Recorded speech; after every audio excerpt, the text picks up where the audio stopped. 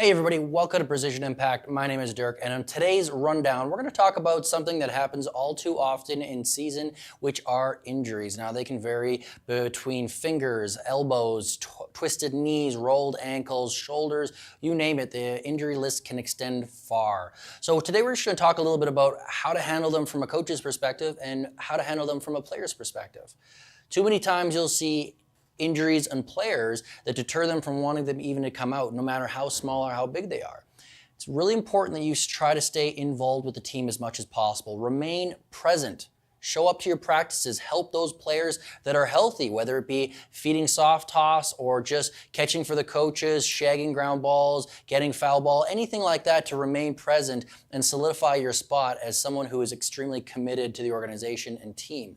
Too many times I'll see players step back from the team simply because they're injured and they might not be having as much fun as normal. They decide just not to show up to practice. They decide not to show up to the games or show up to the games and practices that they want to. It's important that no matter how severe the injury is, that you remain present. You show up to practice and you be a part of the team so that when you are finally fully recovered, you can reassume the position you had before, if not even a better position as a leader, because for a player that is injured and can't play and they consistently show up, that person can arise a bit of as a leader. From a coaching standpoint, it's very important to remain in constant communication with your player. Talk to them about how important it is to show up so that they understand that it's not okay simply to disappear for 2 to 3 to 4 weeks. Also let them know about some of the things they can take part in, some of the things they can do to get better. If it's a hand injury, maybe it's swinging with a small bat. Maybe if it's their throwing hand, maybe they can still field ground balls. If it's just their throwing hand, maybe they just throw. There are a number of things you can do no matter how the injury looks. Even if it's with your legs, there's still lots of things you can do. At the very least, remain present. It's important that we continue to work while we wait so that when we get that opportunity, it's there. So it's always important to prepare for an opportunity no matter what, rather than an opportunity to come and us not be prepared for it.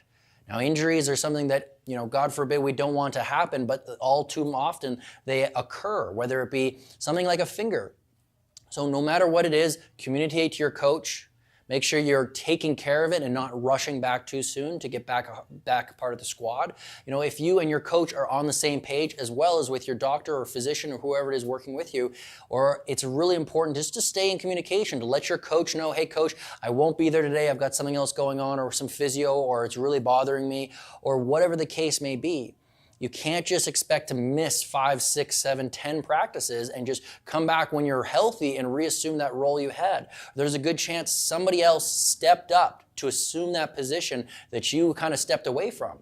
If you are a middle infielder or on the corners or an outfielder, somebody is going to want to take your job. So it's important that you consistently show up. You're listening to what the coaches are saying. You're still getting whatever work you can do in. And that way, when you're healthy, there might be a small lull period before you reassume that position, but it's not going to be nearly as big as if you had stepped away completely from the team and then try to reinsert yourself. Also, it has a bit of a mental aspect of things. You continuously get used to being around the ball field, the sights and the sounds, and being a part of the wins and losses, all those types of things. You're going to be very invested in your team. And those are the kind of players that coaches want. They want players that are committed to the culture, to the organization, to the way things are done. And when you step away, that's telling your coaches pretty point blank that you're not really bought in as much as somebody else. I, as a coach, extremely appreciate those players that are injured and can clearly not do as much as they could before, but are still showing up. They're still getting in whatever work they can do.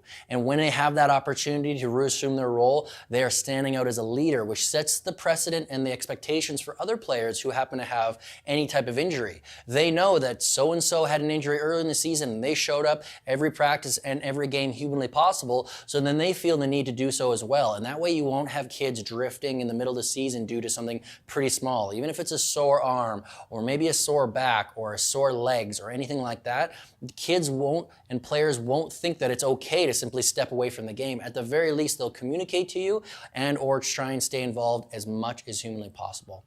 As always, if you have any questions, comments, or concerns regarding the video today, please leave a comment down below. Thanks.